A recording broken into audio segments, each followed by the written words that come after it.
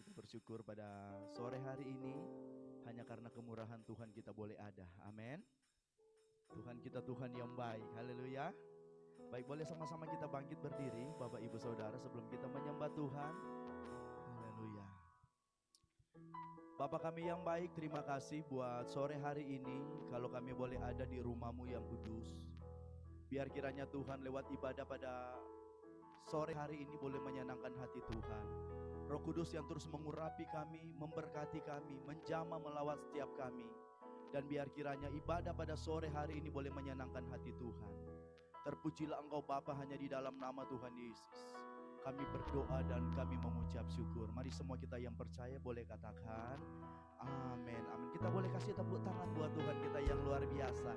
Apa kabar Bapak Ibu Saudara? Boleh kita salam di kiri kanan, depan belakang, katakan saya percaya sore hari ini ibadah ini akan memberkati. Haleluya. Terima kasih ya Tuhan. Oh haleluya. Mari sama-sama kita angkat pujian ini. Terima kasih Tuhan.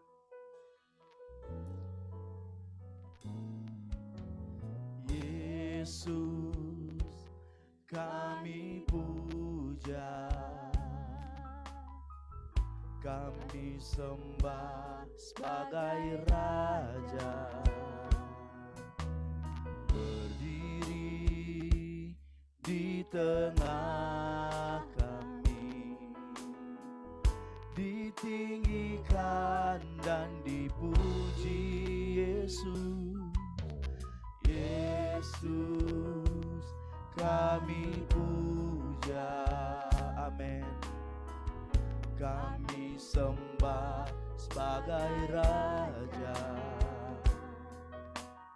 Berdiri di tengah kami, ditinggikan Engkau ya Tuhan, ditinggikan dan dipuji, sembah dan puji. Amin Tuhan. Sembah dan puji, luhur tahta-Mu. Sembah dan puji, luhur tahta-Mu. Yesus Tuhan adalah, lebih lagi sembah dan puji. Kau yang layak disembah ya Tuhan kami. Sembah dan puji, luhur tahta-Mu. Sembah dan puji, luhur tahta Yesus Tuhan. Yesus Tuhan adalah, lagi sembah dan puji. Sembah dan puji, luhur tahta-Mu. Amin. Sembah dan puji, luhur tahta-Mu. Sembah dan puji, luhur tahta-Mu. Kami mau katakan Yesus Tuhan, Yesus Tuhan adalah Raja. Boleh kita kasih tepuk tangan buat Tuhan kita. Silakan duduk kembali Bapak Ibu Saudara. Dari awal Yesus kami puja. Terima kasih Tuhan. Oh, Yesus kami puja, kami sembah sebagai Raja. Berdiri di tengah kami, ditinggikan dan dipuji lagi Yesus. Yesus kami puja, kami sembah sebagai Raja. Berdiri di tengah kami, ditinggikan dan dipuji. Mari katakan sembah dan puji. Sembah dan puji, luhur tahta-Mu. sembah dan puji Nuhita kami sembah Kau Tuhan, Nuhita Kamu Yesus Tuhan adalah sembah dan puji, sembah dan puji Nuhita kami menyembah Engkau ya Tuhan, sembah dan puji Nuhita Kamu, sembah dan puji Nuhita Kamu Yesus Tuhan.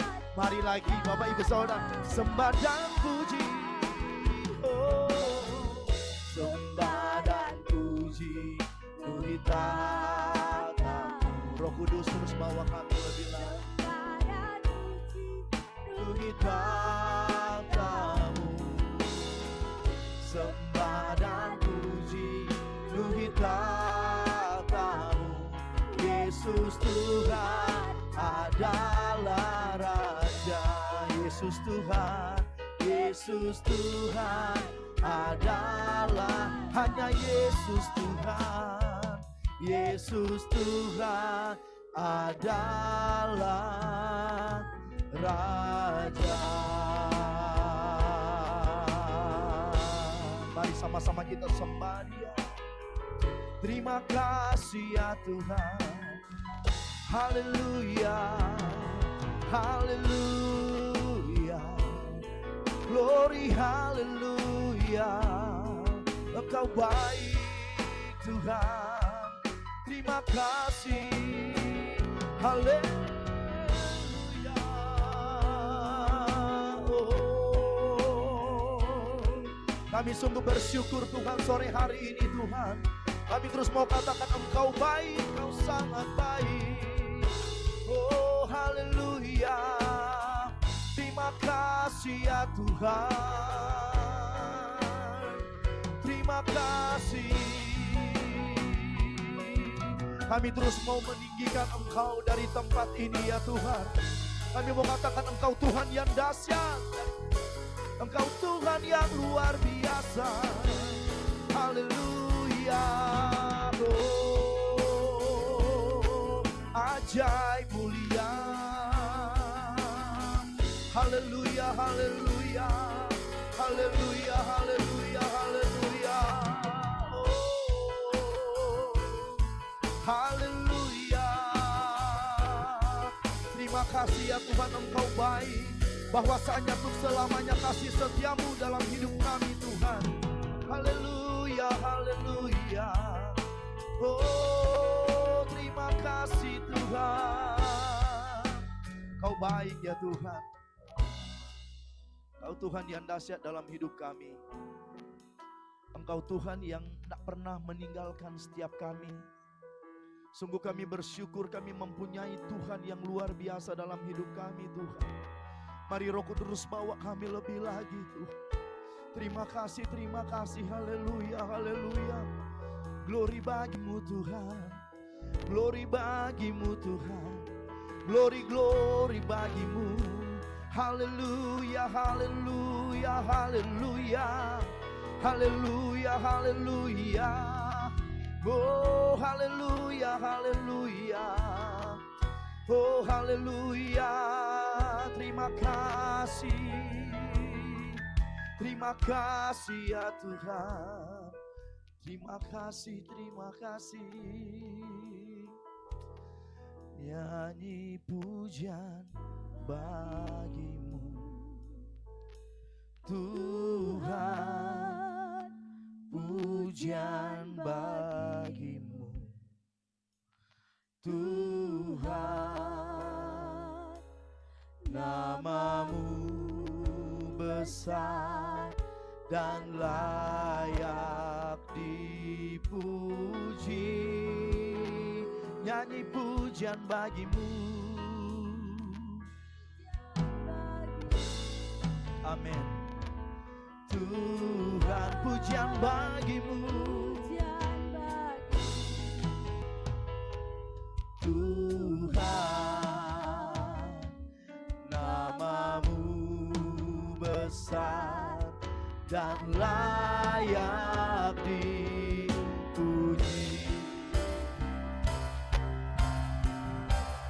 Nyanyi pujian bagimu Tuhan, pujian bagimu Tuhan. Amin.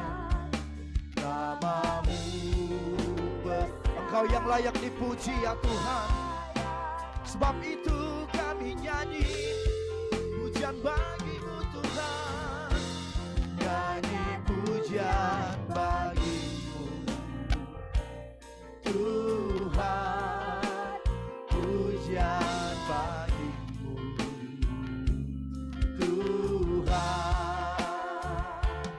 Namamu besar dan layak dipuji. Kumuliakan namamu, oh kumuliakan namamu Tuhan, pujian namamu Tuhan. Namamu besar Tuhan, dan layak dipuji. Kumuliakan namamu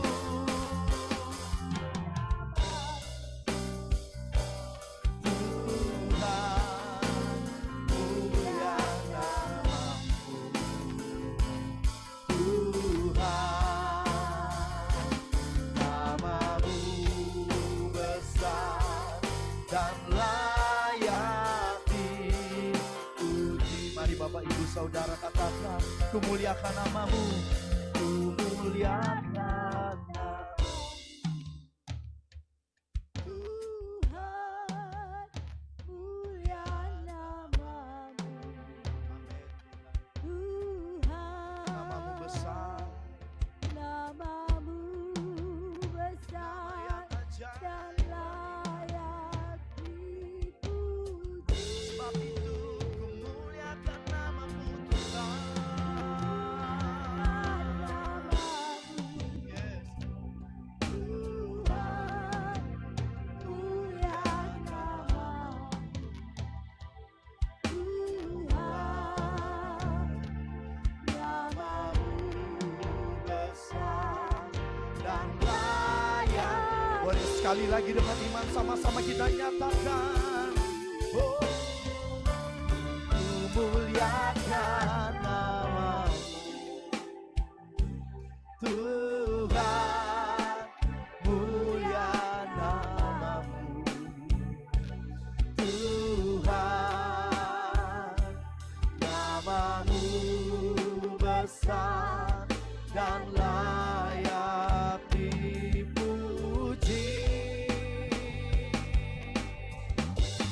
Kumuliakan namamu Tuhan, mulia namamu Tuhan. Namamu besar dan layak dipuji. Namamu besar ya Tuhan, oh, namamu besar dan layak dipuji. Namamu besar, namamu besar dan layak dipuji. Boleh kita kasih tepuk tangan buat Tuhan kita yang luar biasa. Kita sorakan, katakan haleluya. Segala pujian, segala hormat, segala kemuliaan hanya bagi nama Tuhan. Mari semua kita yang selalu mengecap kebaikan Tuhan sama-sama katakan amin. Boleh kita kasih tepuk tangan buat Tuhan. Ada sukacita? Sukacita setidaknya kelihatan dari wajah ya. Haleluya. Setuju Bapak Ibu Saudara ya? Boleh sama-sama kita bangkit berdiri, kita mau antusias, kita mau kasih pujian yang terbaik buat Tuhan. Sebab Tuhan yang kita sembah adalah Tuhan yang baik luar biasa. Haleluya. Hari ini adalah hari yang terbaik yang Tuhan jadikan buat setiap kita. Mari sama-sama katakan, hari ini hari yang telah dijadikan Tuhan. Mari kita bersuka. Hari ini, hari ini hari yang telah dijadikan Tuhan. Mari kita bersuka di dalam siapa katakan. Bersuka di dalam Tuhan. Bersuka, haleluya. Bersuka, bersuka dalam Tuhan. Mari bersuka, bersuka citalah. Bersuka, bersuka dalam Tuhan. Sekarang bersuka, bersuka cita. Boleh tepuk tangan lebih lagi buat Tuhan. Sorakan haleluya. Dari awal kita mau angkat pujian ini Bapak Ibu Saudara. Mari sama-sama katakan, hari ini hari yang telah dijadikan Tuhan. Mari kita bersuka. Oh hari ini hari yang telah dijadikan Tuhan. Mari kita bersuka. Bersuka di dalam siapa? Katakan di dalam Tuhan. Amin. Bersuka di dalam Tuhan. Di dalam yang bersuka. Yuk sama-sama katakan bersuka. Bersuka, bersuka dalam Tuhan. Mari bersuka, bersuka cintalah. Bersuka, bersuka dalam Tuhan. Sekarang bersuka. Mari Bapak Ibu Saudara katakan bersuka sama-sama. Come on. Bersuka. Haleluya. Kita mau bersuka di dalam hadirat Tuhan. Amin. Bersuka cintalah. Bersuka.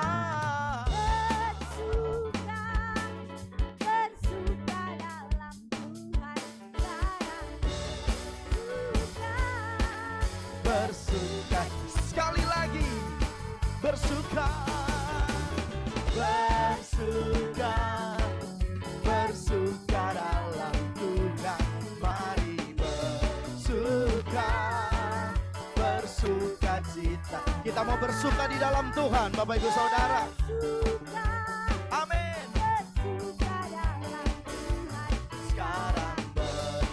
Sekarang bersuka. Sekarang bersuka. Sekarang bersuka. Suka. Bersuka cita. Haleluya. Kasih tepuk tangan buat Tuhan kita yang dahsyat. Haleluya. Mari lebih lagi sama-sama katakan. Segala puji syukur hanya bagimu Tuhan. Sebab Dia yang layak dipuja. Kami mau bersorak. Kami mau bersorak. Tinggikan namamu. Haleluya. Segala puji syukur. Yo, segala puji syukur hanya bagimu Tuhan. Sebab Kau yang layak dipuja. Kami mau bersorak. Yuk sama-sama katakan. Tinggikan nama. Yang percaya katakan haleluya. Sama-sama kita bersorak haleluya. Come on, Bapak Ibu Saudara, sorak. Soraklah haleluya. Soraklah haleluya. Haleluya. Wow, wow, wow. Soraklah. Amin. Haleluya. Lagi. sorak haleluya. Soraklah haleluya. Soraklah haleluya. Haleluya. Soraklah haleluya. Soraklah haleluya. Haleluya. Bapak Ibu Saudara, boleh satu kali gerak ke kanan begini, ke kiri begini, sambil memuji Tuhan, badan kita sehat. Amin. Gini, soraklah haleluya. Amin. Soraklah. Itu dia. Haleluya. Haleluya. Lagi. Sorak. Haleluya. Amin. Sekali lagi sama-sama. Sorak haleluya.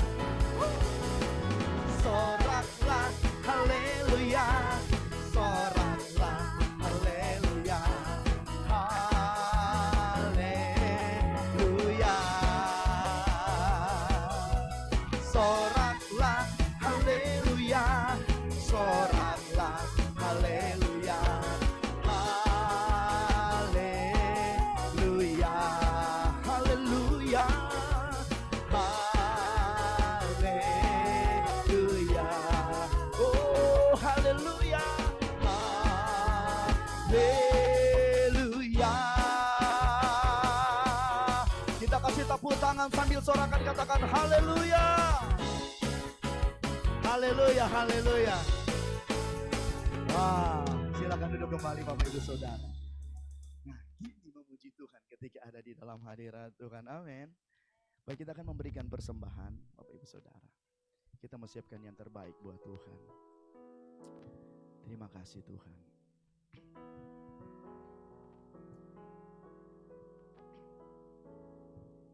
Haleluya.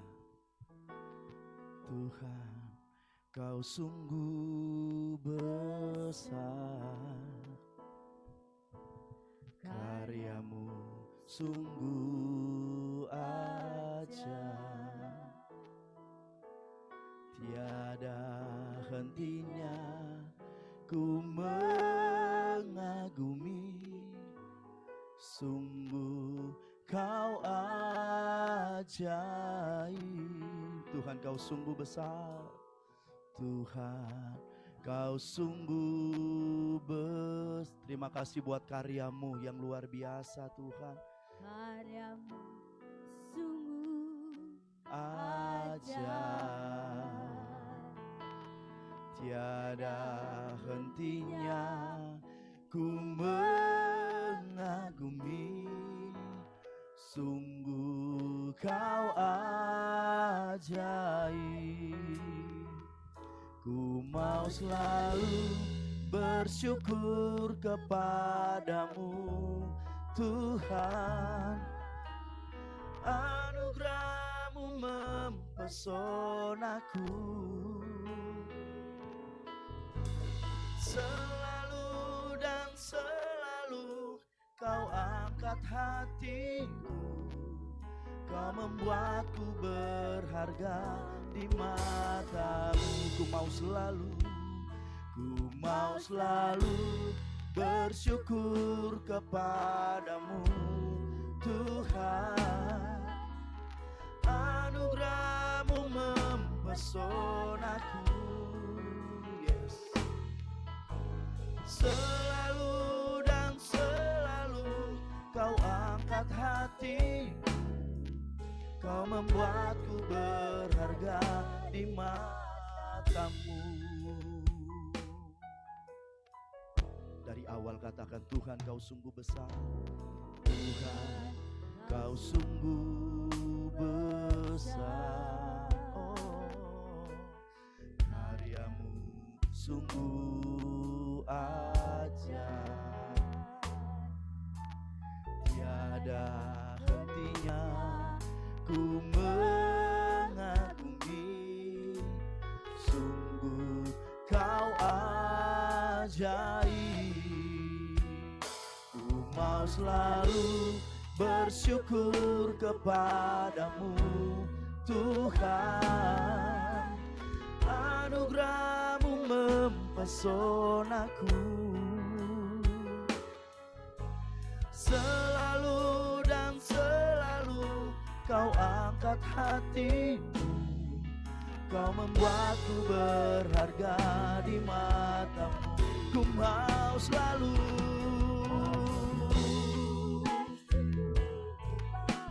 terima kasih buat anugerah-Mu Tuhan. Anugerah-Mu mempesonaku, selalu dan selalu Kau angkat hatiku. Kau membuatku sekali lagi, ku mau selalu, ku mau selalu boleh sama-sama kita bangkit berdiri Bapak Ibu Saudara. Anugerah-Mu mempesonaku, selalu dan selalu Kau angkat hatiku. Kau membuatku berharga di mata-Mu. Kau membuatku berharga. Kau membuatku berharga di mata. Kau membuat kami berharga. Kau membuatku berharga di mata-Mu. Tuhan, terima kasih buat anugerah-Mu yang luar biasa dalam hidup kami. Pada sore hari ini ya Tuhan, kami bersyukur karena kami dikasih kesempatan Tuhan boleh memuji, menyembah-Mu di tempat ini Tuhan. Dan pada sore hari ini Tuhan, kami rindu Tuhan untuk mendengarkan kebenaran firman-Mu. Biar kiranya Tuhan yang menjamah hati kami, sehingga benih kebenaran firman-Mu yang ditabur Tuhan, boleh Tuhan kami sama-sama menikmati, tertanam dalam hati kami ya Tuhan. Dan Tuhan urapi Tuhan, hamba-Mu Bapak Pendeta Hanili akan menyampaikan isi hati-Mu. Biar kiranya pengurapan daripada Tuhan mengurapi, ada hikmat daripada Tuhan, pewahyuan daripada Tuhan yang Tuhan akan nyatakan pada sore hari ini bagi kami. Terima kasih semua kami yang ada, yang mendengarkan kebenaran firman Tuhan. Kami percaya semua kami akan diberkati di dalam nama Tuhan Yesus. Segala pujian, hormat dan kemuliaan hanya bagi nama Tuhan. Mari semua kita yang bersyukur sama-sama katakan amin. Silakan duduk kembali, dipersilakan Bapak.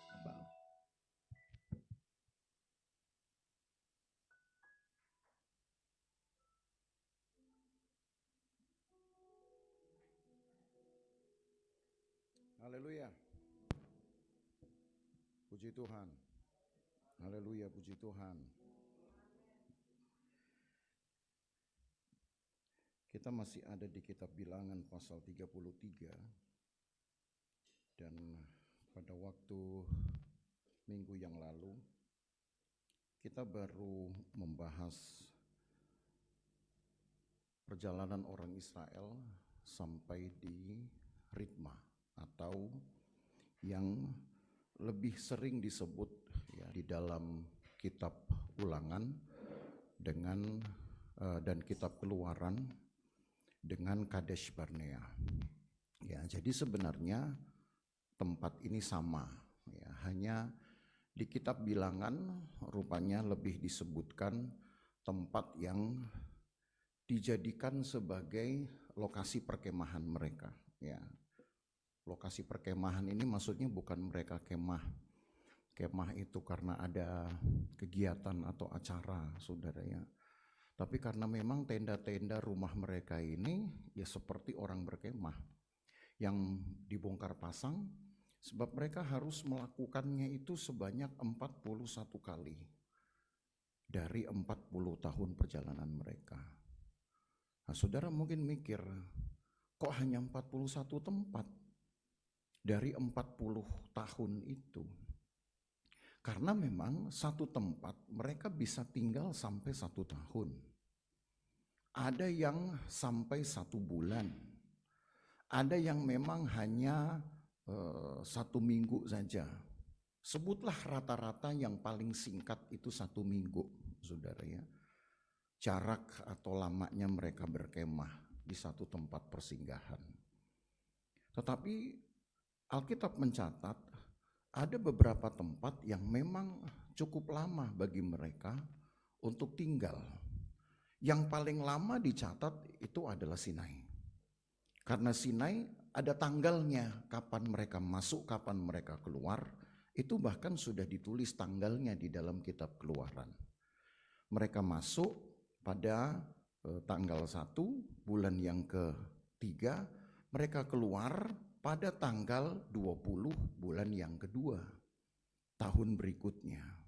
Jadi artinya bisa dihitung bahwa mereka tinggal di Sinai itu lamanya 51 minggu ya, atau 1 tahun kurang. 1 tahun kurang seminggu. Lalu di mana lagi mereka tinggal cukup lama di Kades Barnea ini? Sedikitnya mereka tinggal di sana itu 2 bulan, saudara. Karena 40 hari mereka harus pakai waktu untuk menunggu 12 pengintai yang dikirim oleh Musa untuk mempelajari tanah yang akan mereka masuki nantinya. Alkitab berkata mereka butuh waktu 40 hari. Dan itu berarti di Kades Barnea mereka harus tinggal lebih dari 40 hari. Ya. Dan kalau lihat catatannya memang paling tidak 2 bulan mereka tinggal di sana. Jadi saudara 41 tempat itu bukan berarti saudara memikirkan seolah mereka seperti hanya bermalam saja lalu kemudian besoknya lanjut lagi. Karena kalau cuma dihitung dengan perkemahan semalam atau perkemahan 2 malam, maka tentu 41 tempat akan menjadi sedikit sekali. Paling tidak 41 tempat ujung-ujungnya dalam waktu 3 bulan sudah habis semua itu. Sementara orang Israel masih butuh waktu yang panjang untuk menjalani pengembaraannya. Ya, jadi itu supaya saudara tahu. Dan ternyata Allah mengindahkan tempat-tempat di mana mereka kunjungi menjadi tempat persinggahan itu Allah indahkan loh saudara. Begitu pedulinya sehingga di pasal 33 ayat 1 dan ayat 2 kita baca ulang ayat ini. Pasal 33 bilangan ayat 1 dan ayat 2 ditulis, inilah tempat-tempat persinggahan orang Israel setelah mereka keluar dari tanah Mesir, pasukan demi pasukan di bawah pimpinan Musa dan Harun. Musa menuliskan perjalanan mereka dari tempat persinggahan ke tempat persinggahan sesuai dengan titah Tuhan. Dan inilah tempat-tempat persinggahan mereka dalam perjalanan mereka. Kenapa jadi penting? Itu pertanyaannya. Sementara dalam hidup kita sekarang, saudara, kita bepergian keluar kota pun kadang kita sudah tidak ingat lagi perjalanannya, yang kita ingat fotonya. Ya kan? Itu sebabnya ada pepatah, jangan pergi tanpa selfie. Gitu. Sebab kalau tidak selfie tidak ada kenang-kenangan. Zaman dulu boro-boro mau selfie, saudara. Ya. Cara mereka mengguratkan pengalaman atau ya, sebutlah ingatan-ingatan tentang pengalaman hidup cukup menuliskan. Dan butuh berapa lama kira-kira Musa menuliskan? Mungkin kalau kita mikir cuma sekedar nulis sih, tidak butuh waktu lama. Tapi yang saudara harus ingat, Musa menuliskan ini setelah orang Israel berjalan 39 tahun 10 bulan. Tinggal 2 bulan lagi mereka masuk Kanaan. Kalau seandainya, kita tes saja, kita tes. Saya mencoba ya, coba untuk suruh saudara, minta saudara, tuliskan tempat-tempat yang saudara sudah kunjungi 5 tahun ke belakang. Kira-kira apa yang saudara lakukan? Pertama ingat-ingat, kalau nggak ingat nanya-nanya. Kita pernah pergi kemana aja ya? Nah, gitu. Yang pergi siapa, yang repot siapa ya? Ditanya. Kalau enggak nanti cari-cari mungkin di Facebook. Paling tidak saudara untuk 5 tahun ke belakang, saudara jangan-jangan butuh waktu bisa seminggu, 2 minggu untuk menyusun tempat-tempat yang pernah saudara kunjungi. Betul atau betul kira-kira? Itu baru 5 tahun ke belakang. Musa menuliskan ini setelah orang Israel berjalan 39 tahun 10 bulan.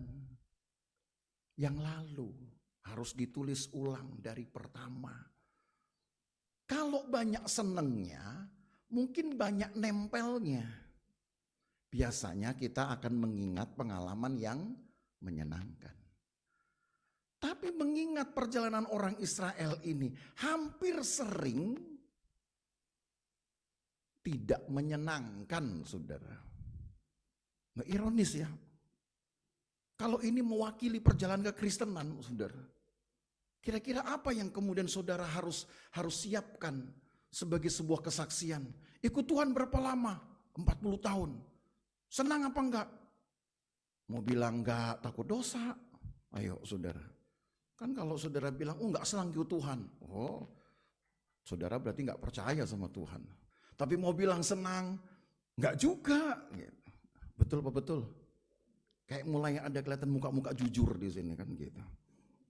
Ya, mau tulis pahit rasanya seperti mengecilkan Tuhan, mau tulis manis rasanya membohongi diri sendiri. Makanya saya katakan susah sekali ini kalau untuk menjadi semacam semacam persamaan atau simbol dari perjalanan kekristenan kita, saudara. Tapi sementara kita pinggirkan dulu lah itu. Kita mau lihat dulu ketika Musa menyusun ini. Memang nampaknya dia hanya susun tempat-tempat atau nama-nama. Tapi sebenarnya ada beberapa peristiwa yang juga dapat kita ambil, saudara, sejalan dari catatan-catatan Musa yang lain. Nah, minggu lalu kan kita sudah bahas sampai di Kadesh Barnea. Orang Israel sudah menjalani 14 tempat persinggahan dalam waktu 14 bulan. Cukup banyak loh itu, saudara, 1 tahun lebih. Dan mereka sudah ketemu Tuhan selama periode itu. Mereka sudah belajar berkorban pada periode itu. Mereka sudah tahu apa arti melayani. Mereka sudah tahu apa arti memberi hidup kepada Tuhan. Tidak sulit kalau untuk itu. Ini Bapak Ibu Saudara perlu sadari. Untuk belajar melayani Tuhan itu tidak sulit. Yang sulit itu adalah menggiatkannya. Kemarin ibu-ibu yang ikut ibadah rumah tangga pasti masih ingat ya khotbah saya. Karena belum 24 jam kan. Gitu. Ya sudahlah, hampir 24 jam sudah. Saya bilang bahwa dalam segala sesuatu Allah bekerja untuk mendatangkan kebaikan. Termasuk di dalam pengalaman yang tidak menyenangkan. Kira-kira Allah tahu enggak bahwa manusia akan mengalami hal itu? Hal yang tidak menyenangkan, hal yang tidak baik, sebutlah begitu. Lawan dari kata baik. Itu bahasa penghiburan kan. Artinya bahwa Allah memberikan harapan manusia akan tetap menerima kebaikan di dalam pengalaman yang tidak baik, dalam perjalanan yang tidak menyenangkan, perjalanan hidup yang tidak menyenangkan. Tetapi pertanyaan kedua yang lebih penting adalah, berapa lama yang kita butuhkan untuk menjalani keadaan yang tidak menyenangkan ini? Tetapi tidak boleh mengubah hati. Tidak boleh mengubah sikap. Bahkan sebaliknya yang terjadi, seperti khotbah kemarin, beberapa orang di jemaat Roma malah bisa mengambil pelayanan kepada Tuhan seperti orang bekerja membanting tulang. Betul toh? Masih ingat ya? Loh, melayani Tuhan aja membanting tulang. Kalau orang dunia membanting tulang itu saat cari uang. Roma 16 ayat 12. Saudara jadikan ayat emas juga bisa itu. Bahwa ada yang namanya trivena, trifosa. Bekerja melayani Tuhan membanting tulang. Itu enak apa enggak ya banting tulang? Nggak enak. Tapi mereka tetap mau melakukannya. Nah, orang-orang Israel ini ketika Allah izinkan pengalaman itu terjadi, ada dua hal yang terjadi, saudara. Sebutlah dua kubu. Ada yang bisa menahan hati, ada yang tidak bisa menahan hati. Ada yang sabar, ada yang terburu-buru. Ada yang patuh, ada yang ngeluncak. Jadi manusia itu dua model sudah hidupnya. Ya. Mau baik pasti, mau tidak baik tentu juga pasti. Kita maunya jangan sampai tidak baik, maunya baik. Tapi seringkali ketika yang baik ini belum jadi, belum datang, maka hati kita yang berubah jadi tidak baik. Sikap kita yang berubah jadi tidak baik. Kok ternyata sama ya dengan orang Israel? Karena setelah orang Israel tiba di Kades Barnea, dan itu kita baru dapati itu di ayat yang ke-19. Ayat yang ke-18. Mereka berangkat dari Haserot lalu berkemah di Ritma. Nah, Ritma inilah yang Kades Barnea tadi. Ada apa ya di situ? Kalau saudara mau bacaan yang lengkap, cerita yang lengkap, kita mesti mundur di Bilangan 14. Coba saudara ke Bilangan 14. Apa yang terjadi di Ritma itu? Di Bilangan 14 ada satu judul yang diberikan dalam lembaga Alkitab kita, yaitu pemberontakan umat Israel. Pemberontakan ini terjadi karena apa? Daripada baca ayatnya panjang, saya ceritain ya. Kan kita sudah pernah melalui ayat ini. Sampai di Kades Barnea Tuhan bilang kepada Musa, pilih 12 orang, satu suku satu orang. Karena orang Israel 12 suku berarti ada 12 orang harusnya. Dan suruhlah mereka kemudian mengintai negeri itu melalui jalan orang Filistin. Jalan orang Filistin itu lewat utara. Sementara pengembaraan Israel itu mengambil rute di wilayah selatan, di semenanjung Sinai. Ya, kalau saudara ikuti tangan saya, saudara sudah bisa melihat bahwa ini udah beda kutub. Kades Barnea itu di tengah sini. Orang Israel akan mengembara, masih akan menjalani sisa perjalanan menuju ke tanah perjanjian. Itu di atas saya nih, di tangan atas ini. Itu lewat jalur selatan, nanti berbelok dia begini. Panjang ini maka jalannya. Sementara Tuhan menyuruh Musa untuk menetapkan 12 orang pengintai, itu langsung mengambil jalur utara. Jalur utara itu hanya 10 hari nyampe, saudara. Itu yang disebut dengan jalan orang Filistin. Saudara bertanya-tanya enggak, kenapa Tuhan enggak suruh orang Israel lewat jalan utara itu aja? Nyampe cepat itu. Ini Kades Barnea tempat mereka berkumpul. Yerusalem itu di atasnya. Tanah perjanjian itu di atasnya. Orang Israel harus mengembara lewat jalur selatan dan itu masih butuh waktu lama saudara untuk nyampe ke atas. Tapi 12 pengintai ini, hanya 12 orang ini yang Tuhan izinkan untuk mengambil jalur cepat langsung lewat utara.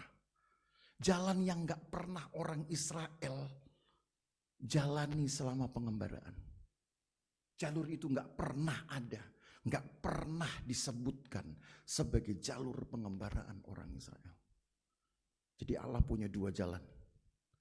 Satu jalan khusus untuk 12 pengintai yang hanya butuh waktu 20 hari, 10 hari perjalanan. 10 hari jalan pergi, 10 hari jalan pulang, 20 hari masa pengintaian. Jadi total mereka butuh waktu 40 hari. Jalan yang kedua adalah jalan pengembaraan orang Israel yang lewat jalur selatan. Jalur memutar. Kalau saya ada di situ, dan saya orangnya suka sekali dengan rute perjalanan. Mungkin saya orang pertama yang akan ajak Musa untuk duduk bareng. Kenapa you nggak pilihin jalan kita yang itu aja? Ini jalan yang paling lama, ini ongkos mahal loh saudara. Mahal kan ongkos, paling makin lama, makin butuh biaya hidup banyak, makin mahal lagi ongkosnya, begitu ada masalah lagi. Kenapa gak jalan yang cepat aja? Jadi saudara tahu bahwa Tuhan kita itu gak kekurangan jalan untuk membimbing saudara kepada kehidupan, kepada berkat. Cuman kalau saudara rasa perjalanan saudara beda dengan orang lain, maka berarti bukan karena Tuhan yang membedakannya, karena saudara yang membuat perbedaannya. Saya tunjukkan itu. 12 pengintai ini ketika sudah pulang dia 40 hari kemudian bawa laporan, kasih laporan kepada Musa. 10 pengintai kasih laporan yang bertolak belakang. Sebenarnya mereka tidak bohong, tapi hanya ada satu kalimat yang di blow up. Betul bahwa perawakan orang-orang Kanaan tinggi-tinggi, itu betul. Betul bahwa memang mereka itu kuat-kuat orangnya, itu betul. Tapi ada satu kalimat yang kalau saudara ingat, saudara baca di dalam Bilangan pasal 13. Pernah kita bahas. Mereka bilang begini sama orang Israel. Udahlah, bilang sama Musa, mending kita balik lagi ke Mesir aja, mumpung belum jauh, mumpung masih 14 bulan perjalanan. Kenapa? Karena orang-orang Kanaan itu suka makan orang. Kan ada tahu ayatnya. Emang saudara pernah tahu di dunia ini ada orang makan orang? Kecuali orang yang gak lagi bisa disebut orang. Gitu. Makan orang. Kalau memutilasi orang banyak sudah. Kalau menyembunyikan mayat orang di pekarangan rumahnya banyak sudah. Tapi kalau makan orang, saudara, mungkin hanya satu di antara 1 miliar penduduk kali di dunia ini. Ya, Indonesia dulu punya itu, pernah masuk berita, gitu, yang suka makan orang. Ya, nggak usah disebutin namanya lah, gitu ya. Terus saudara tahu, gitu. Tapi itu saya bilang paling satu di antara 1 miliar penduduk dunia. Ini orang-orang Kanaan, betul perawakannya tinggi, betul mereka orang kuat. Tapi yang mereka sampaikan yang membuat orang itu lemah, teman-teman mereka itu jadi khawatir dan takut adalah kalimat yang berkata mereka itu makan orang. Ya saudara cari ayatnya di Bilangan 13. Kan ada itu pernah kita bahas. Makan orang. Ngerilah mereka ini. Dan akhirnya saudara, kelompok besar dari orang-orang Israel ini yang terhitung ada 603.550 orang laki-laki. Banyak kan? Kemudian mengancam Musa untuk tidak melanjutkan perjalanan tapi pulang ke Mesir saja. Hanya 2 pengintai, 2 orang dari 12 itu yang ngomongnya benar. Yang bilang, oh, Tuhan kita ini kan besar. Tuhan kita berkuasa. Siapa yang dapat mengatasi dia? Kan begitu. Ketika ada bahasa-bahasa yang mengagungkan Tuhan, maka Tuhan masih hargai orang ini. Sehingga 2 orang ini yang dijanjikan masuk Kanaan dari kelompok mereka. Dari kelompok mereka. Tapi 10 Yang lain yang berkata makan orang tadi. Dan yang juga mempengaruhi orang Israel sampai gak mau lanjut perjalanannya. Di Bilangan pasal yang ke-14 ayat 22 dan seterusnya Tuhan bilang, aku yang akan membuat bangkaimu bertebaran di padang gurun. Ketika Tuhan dinista, ingat ini saudara. Tuhan dinista oleh umatnya sendiri. Arti dinista apa? Tuhan dianggap gak ada. Tuhan dianggap gak berkuasa. Itu sudah penistaan saudara. Ya ingat baik-baik kalimat ini. Menista Tuhan bukan berarti saudara ngomong jorok tentang Tuhan. Itu gak pengaruh. Tuhan mau diomongin jorok juga gak marah. Kita yang suka marah kalau diomongin jorok. Ya. Makanya saudara jangan kita ngomong jorok untuk orang lain. Orang udah ganteng-ganteng langsung dienyek begitu. Sapi lu, nah gitu. Kan gak enak banget tuh saudara ya. Gitu. Sementara sapi mau dibilang orang lu juga dia diem-diem aja. Gitu. Gak bangga-bangga, gak jadi narsis juga. Tapi kalau manusia digituin, marah kita. Saudara tahu gak Tuhan digituin dia gak bergeming. Santai dia. Tapi jangan sampai dia dianggap tidak ada. Ketika umat Tuhan menggerutu lalu berkata, berarti Tuhan gak di tengah-tengah kita dong. Tuhan bilang, oh kamu takut sama yang makan orang. Oke, aku bikin bangkaimu bertebaran. Oh itu saudara baca tuh nanti di Bilangan 13. Tuhan kalau sudah marah ngeri saudara. Ngeri. Tuhan yang bilang bangkai-bangkaimu yang aku buat nanti bertebaran di sekitar padang gurun Edom. Nanti 38 tahun dari sekarang. Jadi Tuhan sudah kasih loh janji penghukuman itu kepada para penista. Nggak langsung. Tahu tujuannya apa? Supaya orang itu masih bertobat. Enak kan punya Tuhan, saudara. Kita berbuat dosa masih ditunggu. Sampai kita bertobat Tuhan pulihkan. Beda kalau pemuja setan sama pemuja manusia. Nggak akan ditunggu dia sampai berubah, saudara. Pemuja setan justru ketika mereka kemudian tidak lagi patuh kepada setan, mereka berbalik dari berbuat dosa menjadi berbuat benar, setan nggak akan tunggu saudara sampai murtad kedua kali. Nah, langsung itu bisa nanti akan mendapatkan kesusahan. Manusia juga begitu, maka manusia dengan setan ini kadang mirip. Kadang mirip, apalagi kalau sudah dongkol saudara, makin mirip dia. Maka hati-hati saudara, lebih mirip manusia dengan setan daripada manusia dengan Tuhan. Maka hati-hati ini. Serius, makanya manusia itu luar biasa. Sampai Paulus pun ngeri berkata, aku ini manusia celaka katanya. Dia sudah menginjil pun dengan benar. Dia bilang aku ini manusia celaka. Karena di dalam pikiranku aku masih terus harus bertempur dengan dosa. Dan ketika aku berbuat dosa maka Allah masih menungguku sampai aku bertobat. Tapi kalau kemudian yang terjadi sebaliknya. Orang berdosa kemudian bertobat saudara. Setan akan mengejar, akan melakukan hal yang paling mengerikan. Maka yang diperlukan oleh orang percaya itu tetap ada di dalam iman supaya saudara dipagari dengan Tuhan. 24 jam sehari. Kalau tidak, setan bisa menguasai saudara kapan saja. Nah ini setan-setan dari Horma, setan-setan dari perjalanan utara ini menuju ke tanah perjanjian. Rupanya sudah bisa menggerakkan satu hati yang memberontak. Dan karena itu Tuhan tetapkan kepada mereka. Mereka harus menyelesaikan sisa perjalanan memutar itu. Sampai 38 tahun menuju penyeberangan sungai Zered. Kata Alkitab.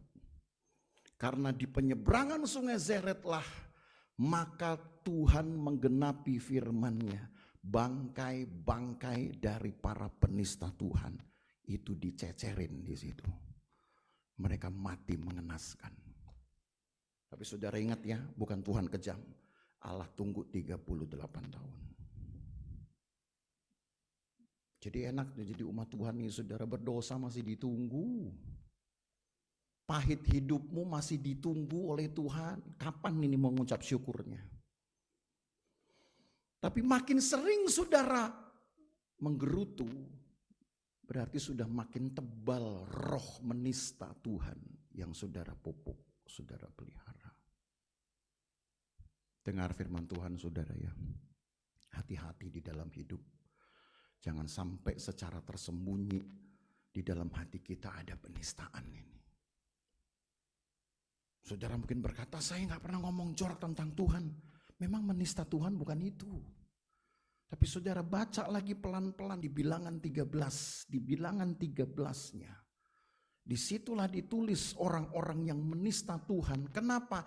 Karena selalu tidak sepakat, tidak percaya dengan apa yang aku kerjakan.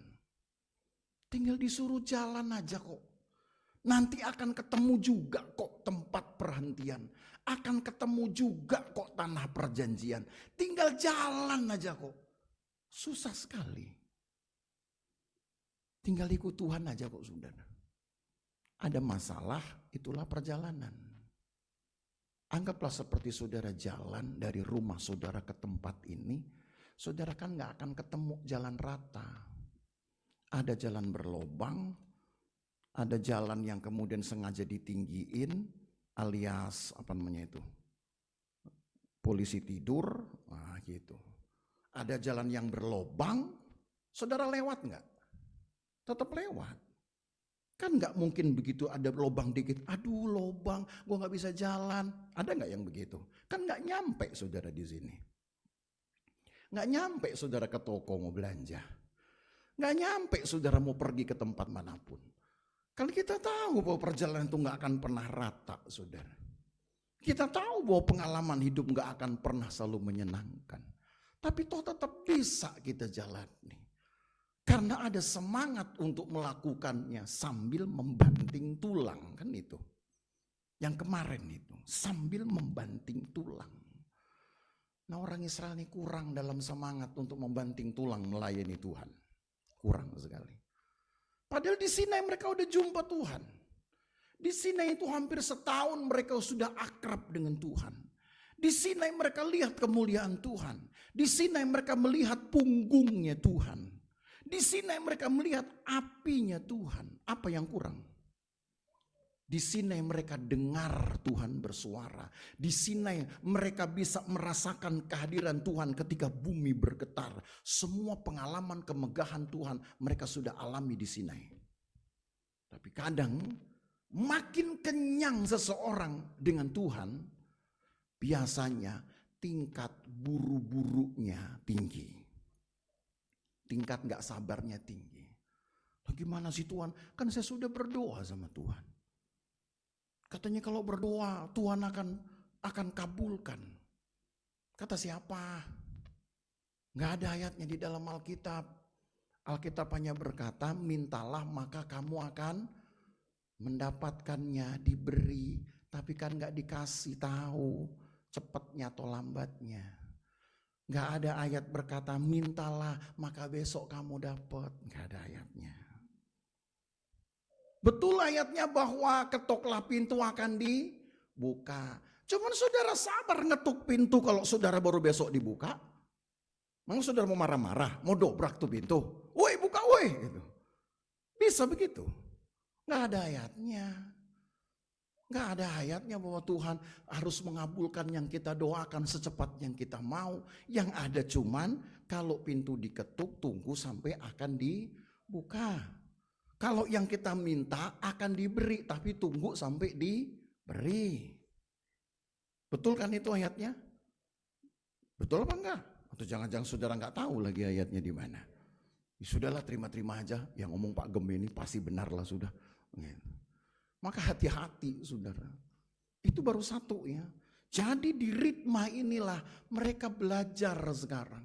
Untuk memilih siapa yang merendahkan Tuhan. Tuhan binasakan. Tapi siapa yang meninggikan Tuhan seperti Yosua dan Kaleb? Alkitab berkata, karena lain roh yang ada pada mereka. Saya sudah nggak baca lagi. Karena kita sudah pernah membahas, toh nanti saudara baca di rumah. Harus baca di rumah. Tuhan berkata, karena lain roh yang ada pada mereka berdua ini, maka aku akan berikan tanah itu untuk keturunan mereka juga. Lain rohnya.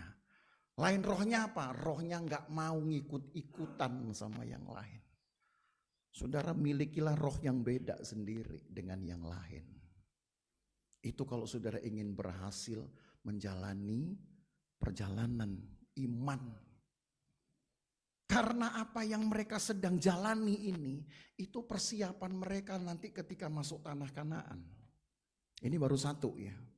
Yang kedua, setelah mereka berjalan dari ritma itu, maka kita kembali ke Bilangan 33.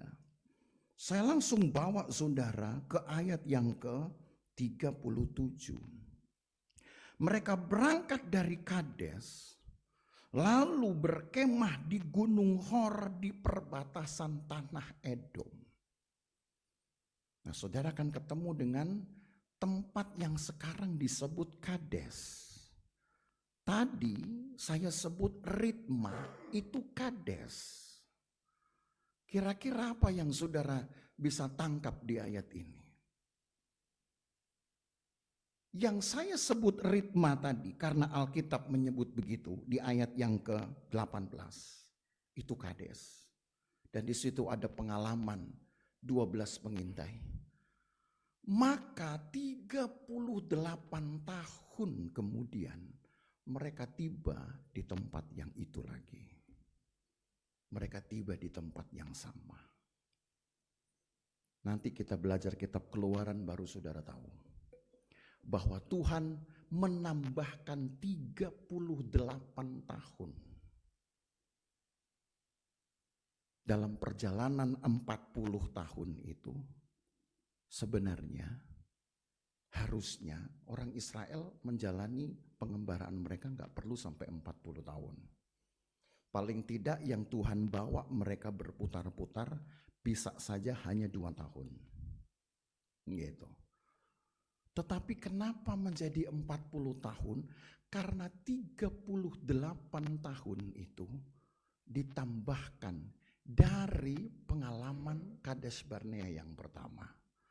Makanya saya bilang, ingat lagi pelajaran kita di Bilangan 13:14. Nanti saudara buka lagi YouTube-nya. Kalau saudara penasaran, apa sih khotbahnya Pak Gem ini? Cari yang edisi Bilangan 13 dan 14. Kalau enggak saudara baca lagi. Tuhan tambahkan di situ jumlah hari orang Israel, saudara. Menurut hari-hari pengintaian mereka, 1 hari menjadi 1 tahun, maka 40 hari menjadi 40 tahun. Tetapi karena orang Israel sudah menjalani 14 bulan pertama dari keluarnya Mesir, maka otomatis yang ditambahkan bukan lagi angka 40 tahunnya. Karena mereka sudah menjalani bulan ke-14. Yang ditambahkan adalah sisanya, yaitu 38 tahun. Karena mereka sudah tahun kedua atau di Kades itu mereka sudah tahun kedua, 14 bulan saudara, berarti sudah tahun kedua. Maka yang ditambahkan dari 40 tahun itu 38. Dan di Ulangan pasal 1 lah disebutkan. Setelah mereka menjalani 38 tahun sampai ke penyeberangan sungai Zeret, Allah genapilah firman Tuhan yang tadi diucapkan kepada orang-orang Israel penista Tuhan ini. Bangkaimu akan kubuat bertebaran di pegunungan Edom. Persis terjadi apa yang Tuhan ucapkan 38 tahun yang lalu. Jadi orang Israel balik lagi di tempat yang sama saudara setelah 38 tahun. Jadi saudara tahu sekarang Kalau saudara ikuti tangan saya dari Kades Barnea pertama ini, mereka jalan muter-muter di sini 38 tahun untuk balik ke tempat yang sama. Baru nanti sisanya 8 bulan mereka baru akan masuk ke tanah Kanaan. Ini perjalanan yang sia-sia. Saya katakan 38 tahun dari Kades Barnea ke Kades Barnea, bisa saya katakan itu perjalanan yang betul-betul sia-sia. Saudara mau cari data di Alkitab, nggak ada. Alkitab nggak ceritakan periode itu. Itu periode penghukuman Tuhan, saudara. Sebelum orang Israel bangkainya ditebarkan di pegunungan Edom, Allah buat mereka susah dulu 38 tahun. Jalan gak ketemu tempat tujuan. Kadang memang perjalanan mengiring Tuhan itu penuh pertanyaan. Kenapa Tuhan izinkan ini? Sia-sia 38 tahun ini. Jadi 40 tahun itu sebenarnya perjalanan yang punya makna hanya 2 tahun. Sepanjang yang diceritakan dalam kitab Keluaran, Bilangan, dan Ulangan itu ternyata hanya 2 tahun dari 40 tahun itu. Nah, sekarang baru saudara tahu. 38 tahun gak ada cerita. Untuk apa coba? Satu Allah pakai untuk menunggu orang-orang ini bertobat. Tapi rupanya dalam 38 tahun hati mereka gak berubah, saudara. Jadi gak pernah ada cerita yang menyenangkan, yang pantas untuk masuk di dalam Alkitab. Setidaknya cerita yang menunjukkan ada perubahan sikap, ada perubahan hati, ada perubahan komitmen. Paling tidak cerita itu ada, saudara, pasti masuk dia di dalam Alkitab. Tapi gak ada. Saya katakan panjang sabar Tuhan itu. Menunggu orang-orang berdosa ini untuk bertobat itu udah panjang sekali. Tapi herannya dibikin panjang pun manusia tetap sama aja. Makanya mungkin sekarang muncul pewahyuan baru di dalam surat di dalam Injil-Injil. Dikatakan bahwa Tuhan akan membuat masa dan waktu ini berjalan lebih cepat. Karena dibikin lama juga, yang bertobat juga belum tentu ada. Maka sekarang saudara mesti tahu menjalani perjalanan kekristenan saudara seperti apa. Harus lebih bersemangat. Harus lebih bervisi, saudara. Dan harus berani banting tulang untuk melayani Tuhan. Setuju? Saya gak khotbah ada-ada ya. Kalau saudara rasa khotbah saya galak, bukan udah biasa. Udah biasa saya khotbah rada-rada galak dikit gitu. Tapi tujuannya supaya saudara belajar, saudara tahu, saudara melek. Gitu. 38 tahun loh saudara, sia-sia memang. Tapi gak sia-sia harusnya kalau orang Israel berubah. Tapi kelakuan sama. 38 tahun. Jadi ikut Tuhan itu saudara jangan pikir masih ada hari esok. Ikut Tuhan itu anggaplah besok itu saudara sudah tidak ada, saudara sudah mati. Tapi jangan minta mati juga dong. Ya. Maka saya bersyukur, saya syukuri betul kesaksian dari Ibu Umi kemarin itu. Gak mau mati duluan katanya. Waduh mantap itu. Saya juga akhirnya bilang saya gak mau mati duluan saudara. Saya mau saudara duluan. Ya enggak lah, kalau berdoa lagi Tuhan jangan dulu mati sebelum memang ada yang bisa saya lakukan. Ada yang bisa paling tidak membanggakan hati Tuhan. Mau begitu ya? Mau kan ya saudara? Itu saja dulu membanggakan hati Tuhan. Nah cerita kedua sekarang saya bawa. Setelah mereka sampai di Kades Barnea yang kedua kalinya 38 tahun. Apa yang mereka alami di situ? Saya sambung ayat 38. Kembali ke Bilangan 33 ayat 38. Jadi kalau Kades Barnea yang pertama ada pengalaman kematian rohani dari orang Israel. Saya sebut kematian rohani. 38 tahun kemudian di tempat yang sama mereka mengalami kematian pemimpin rohani mereka. Coba kita lihat. Ayat 38. Ketika itu Imam Harun naik ke Gunung Hor sesuai dengan titah Tuhan.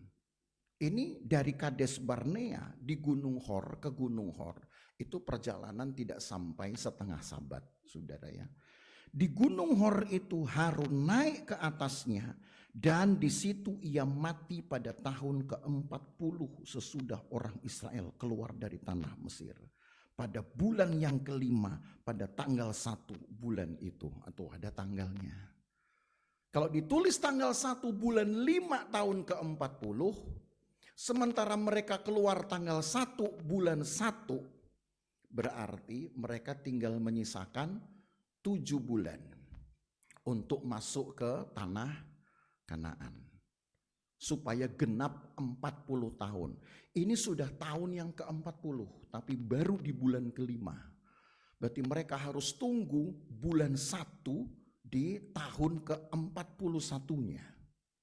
Dan itu jaraknya berarti masih ada 8 bulan saudara. Dari kematian Harun. Dan karena kematian Harun inilah orang Israel mengalami duka cita yang menyebabkan dosa kedua kali. Jadi pemimpin disayangin enak saudara. Tapi kalau terlampau sayang diri juga, maka orang-orang yang dipimpin itu pun bisa jadi salah. Di dalam ayat ini tidak diceritakan apa yang orang Israel buat. Tapi saya ingin kita mundur lagi ke pasal 21. Di mana cerita lengkapnya ditulis di situ. Bilangan pasal 21. Bilangan pasal yang Bilangan pasal 20. Ketika Harun mati. Saudara lihat ayat yang ke-22 mulai. Bilangan 20. Harun mati di situ. Ayat 29-nya tertulis. Ketika segenap umat itu melihat bahwa Harun telah mati, maka seluruh orang Israel menangisi Harun. Berapa? 30 hari lamanya. Istri mereka mati, nggak sampai 30 hari ditangisi. Suami mati, nggak sampai 30 hari ditangisi. Giliran orang lain mati, 30 hari ditangisi. Masih untung ditangisi. Ada yang istri mati, dia ketawa, saudara. Suami mati, dia ketawa. Itu nggak ada di sini ya. Ya di sana sini udah banyak tapi itu. Hati-hati aja itu. Tapi sudahlah, ditangisi pun orang Israel nggak akan menangisi mayat atau jenazah dari kerabatnya sampai 30 hari. Tapi Harun ditangisi 30 hari dan mereka nggak mau jalan. Nggak mau jalan. Nah saya buat sekarang supaya saudara tahu, kita hitung saudara ya. Nah sekarang kalau di bilangan, masih di bilangan pasal yang ke-20. Masih di bilangan pasal yang ke-20. Sekarang loncat ke pasal 21. Langsung ayat 4. Ini setelah mereka dari Gunung Hor. Ya. Saudara lihat ayat 4. Setelah mereka berangkat dari Gunung Hor, berjalan ke arah Laut Teberau untuk mengelilingi tanah Edom, maka bangsa itu tidak dapat lagi menahan hati di tengah jalan. Di tengah jalan ya, dari Gunung Hor. Menuju kemana ini kira-kira? Saudara kemudian ke ayat yang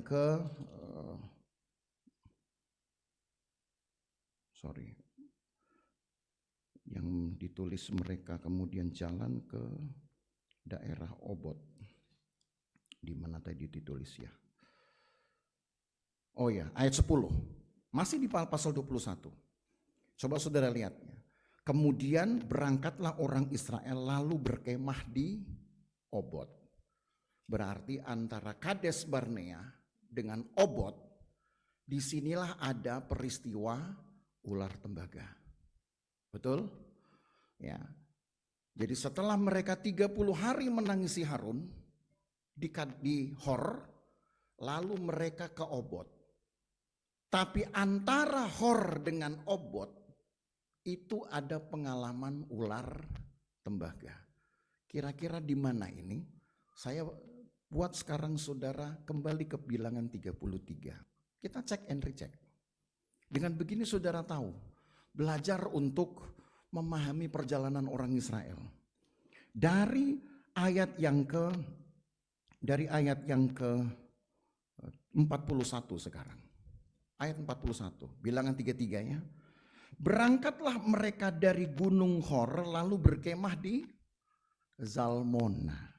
Mereka berangkat dari Zalmona lalu berkemah di Funon. Mereka berangkat dari Funon lalu berkemah di Obot. Yang tadi di pasal 21 hanya diceritakan dari Hor ke Obot. Tapi rupanya masih ada dua tempat saudara. Antara Hor dengan Obot, yaitu Zalmona dan Funon. Di dua tempat inilah terjadi peristiwa yang dikenal dengan ular tembaga. Karena apa? Orang Israel tidak bisa menahan hati. Kan tadi sudah kita baca. Kenapa nggak bisa menahan hati? Nangis dia 30 hari belum selesai. Menangisi Harun 30 hari rupanya belum tuntas. Ketika Musa perintahkan, jalan dong, udah sebulan ini. Kamu nangisin Harun. Mereka jalan itu masih dengan kesedihan, saudara. Saudara bayangkan itu. Itu sebabnya di tengah jalan mereka tidak bisa menahan hati. Singkatnya mereka kemudian berkata melawan Musa. Kamu memang sudah salah ngajak kami untuk keluar dari Mesir.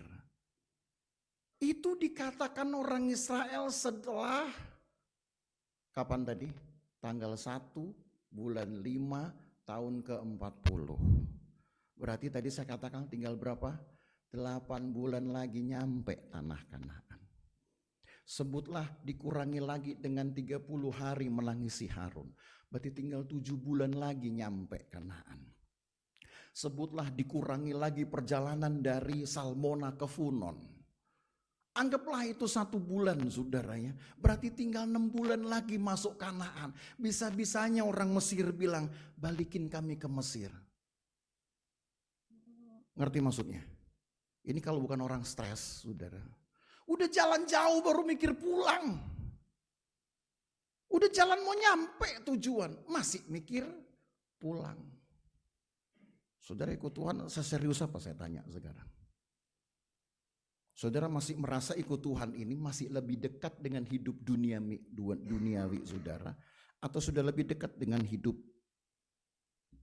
kehidupan surgawi? Walaupun saudara masuk surga. Cuman saudara yang tahu itu ya. Cuman kita yang tahu. Dari sekarang saya ikut Tuhan, detik ini, tanggal 30 Juni 2024, minggu kelima. Apakah setelah saya ikut Tuhan ini, saya sudah jauh dari kedagingan saya? Dan itu artinya saya sudah makin dekat kepada kemuliaan yang Tuhan beri? Atau saya masih lebih dekat lagi bahkan kepada kedagingan? Hanya saudara yang tahu itu. Jadi Bapak Ibu Saudara, mengikut Tuhan ukur-ukurnya. Kalau ternyata saudara sudah sadari bahwa hidupmu sudah jauh dari kedagingan, jangan mikir balik lagi untuk hidup dengan kedagingan. Paham di sini? Ini orang Israel ngomong kepada Musa. Ya kita cek lah, kita cek. Supaya kalau saudara cek itu kan enak. Tadi bilangan, kita balik ke bilangan 21 ya. Bilangan 21. Ayat angka 4 nih. Setelah mereka berangkat dari Gunung Hor, berjalan ke arah Laut Teberau untuk melingkari tanah Edom, maka bangsa itu tidak dapat lagi menahan hati. Kenapa tidak dapat menahan hati? Sedihnya belum selesai. Padahal udah 30 hari menangisi Harun. Lalu ayat 5. Mereka berkata-kata melawan. Nah tuh. Kalau di Kades Barnea yang pertama mereka menista Tuhan, sekarang mereka melawan, saudara. Itu kalau hidup nggak kedagingan lagi apa namanya? Kita lanjut ya. Mereka melawan Allah dan Musa. Mengapa kamu memimpin kami keluar dari Mesir? Supaya kami mati di padang gurun ini. Sebab di sini tidak ada roti dan tidak ada air. Dan akan makanan hambar ini kami telah muak. Mereka menyesal sudah keluar dari Mesir. Padahal mereka sudah berjalan 40 tahun kurang 6 bulan lah. Sebutlah begitu toh. Sudah 40 tahun kurang 6 bulan lagi nyampe Kanaan. Saya hanya ingin saudara merenungkan hal ini. Saudara ikut Tuhan itu sekarang dari titik ini. Engkau sudah berada di mana? Makin jauh dengan kedaginganmu kah? Atau saudara masih dekat dengan kedagingan saudara? Mas sudah jauhkah saudara dari hidup semaumu sendiri? Atau saudara merasa masih dekat? Berarti imbangannya, kalau hidupmu masih dekat dengan keduniawian, dengan kedagingan, berarti engkau masih jauh dari kemuliaan Tuhan, saudara. Tetapi imbangan kedua, kalau saudara yakin bahwa saya ikut Tuhan ini, saya sudah makin jauh dari kedagingan saya, maka berarti jangan pernah mikir lagi untuk balik kepada kehidupan lama, saudara. Setuju? Maka jangan suka bersungut-sungut. Jangan suka cari-cari kesalahan orang. Kan begitu. Pengalaman Kades Barnea yang pertama. Dicarilah kesalahan Musa dan Harun ini. Pokoknya bilang ya, Musa dan Harun sudah salah membawa kami keluar ke padang gurun. Kenapa? Karena orang-orang Kanaan itu makan orang. Jangan suka cari salah orang lain. Sebab pada dasarnya saudara, manusia gak ada yang benar. Tidak ada orang yang sempurna. Siapapun bisa salah. Yang gak salah itu cuma satu, yaitu Tuhan. Bisa salah gak manusia? Bisa. Bisa salah gak pemimpin? Bisa. Bisa salah gak gembala? Bisa. Bisa saudara. Saya gak marah kok. Saya gak protes. Saya nggak catetin saudara yang bilang bisa, nggak saya catat. Semua bisa salah, yang nggak bisa salah cuma satu, yaitu Tuhan. Maka kalau saudara mau cari kesalahan orang kan percuma. Kenapa? Karena memang pada dasarnya orang pasti salah. Kalau mau cari keuntungan sama saudara, bagi saudara, carilah kebenarannya. Kalau orang ini ternyata nggak punya yang benar, kasih tahu. Setuju? Ini jemaat Tuhan ini. Jangan cari salah orang, cari benernya. Kalau ternyata nggak ada benernya, kasih tahu yang benernya. Jangan dibalik. Ini orang ini sudah dicari kesalahannya, kasih tahu lagi salah orang lainnya. Makin kacau saudara, nanti jadi kayak orang Israel. Bangkai-bangkaimu bertebar. Wah kalau udah begitu ngeri loh saudara. Memang ikut Tuhan nih kadang-kadang. Makanya saya katakan selumbar dan duri dalam perjalanan Kristen. Karena apa yang mereka sedang hadapi di pengembaraan ini, itu yang akan melatih disiplin rohani mereka. Karena saya lanjutkan ke Bilangan 33. Saudara lihat ini. Setelah mereka selesai dengan perjalanan-perjalanan ini, mereka selesai dengan mengingat kembali tempat-tempat yang pernah mereka kunjungi. Dan mereka selesai dengan merenungkan pengalaman-pengalaman dulu. Menyenangkan atau tidak menyenangkan, semua harus disyukuri. Karena semua sedang membentuk rohani kita, saudara. Maka mari saudara baca dari ayat 50 di Bilangan 33. Makanya kenapa saya pakai judul ini, saudara. Ayat 50-nya. Tuhan berfirman kepada Musa di dataran Moab di tepi sungai Yordan dekat Yeriko. Ini orang Israel belum nyebrang ya, belum. Mereka sementara mengatur persiapan untuk memasuki tanah perjanjian. Jadi berarti mereka sudah ada di hari-hari terakhir dari pengembaraan mereka. Ayat 51. Berbicaralah kepada orang Israel dan katakan kepada mereka, apabila kamu menyeberang sungai Yordan ke tanah Kanaan, maka haruslah kamu menghalau semua penduduk negeri itu dari depanmu dan membinasakan segala batu berukir kepunyaan mereka. Juga harus kamu binasakan segala patung tuangan mereka dan memusnahkan segala bukit pengorbanan mereka. Haruslah kamu menduduki negeri itu dan diam di sana, sebab kepadamulah kuberikan negeri itu untuk diduduki. Maka haruslah kamu membagi negeri itu sebagai milik pusaka dengan membuang undi menurut kaummu. Kepada yang besar jumlahnya harus kamu beri kepada milik pusaka yang besar, dan kepada yang kecil jumlah haruslah kamu berikan milik pusaka yang kecil yang ditunjuk oleh undi bagi masing-masing. Itulah bagian undiannya. Menurut suku nenek moyangnya harus kamu membagi milik pusaka itu.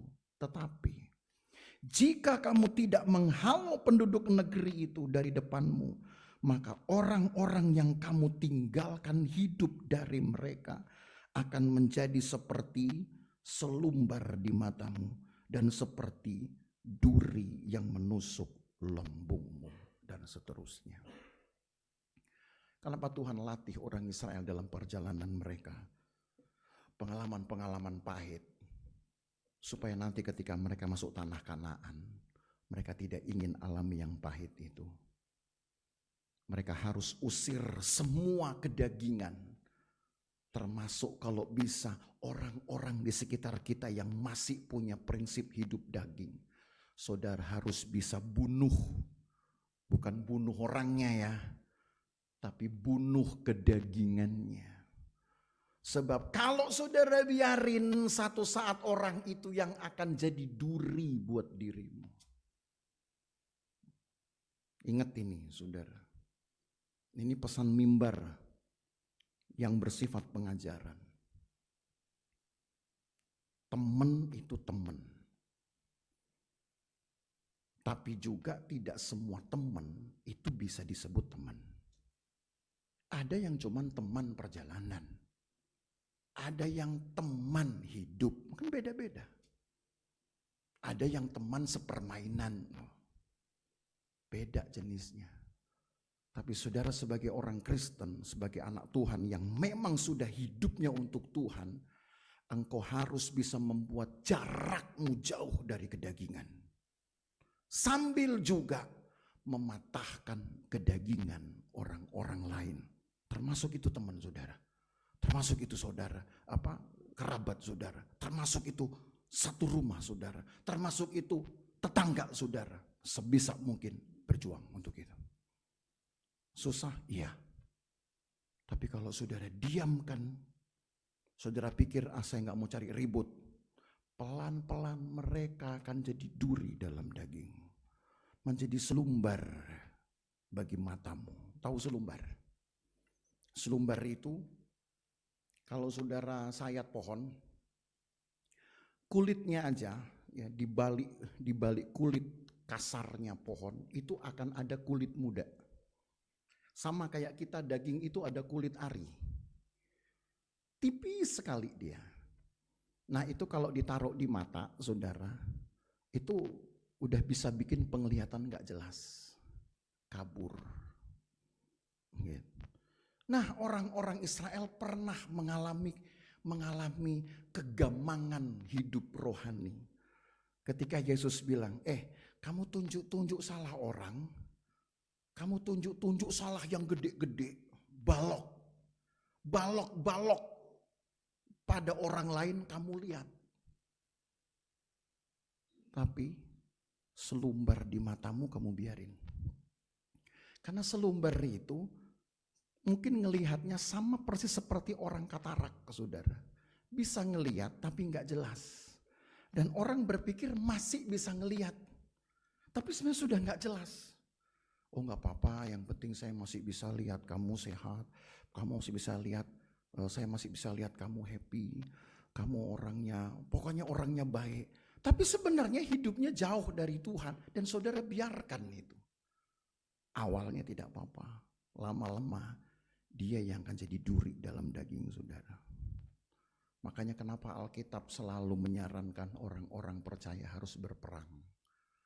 Ada tema yang disebut di dalam bahasa Latin yang dikobarkan selalu oleh gereja-gereja gereja-gereja barat pada masa abad pertengahan dengan kata militia Christi namanya. Peperangan rohani. Peperangan rohani itu bukan orangnya kita perangi, tapi kedagingannya yang kita perangi. Sambil kita membuat jarak yang jauh dengan kedagingan kita sendiri. Saudara harus berani untuk mematahkan kedagingan orang. Kasih tahu yang benarnya kayak apa. Jangan komporin lagi yang salahnya. Kasih tahu yang benarnya.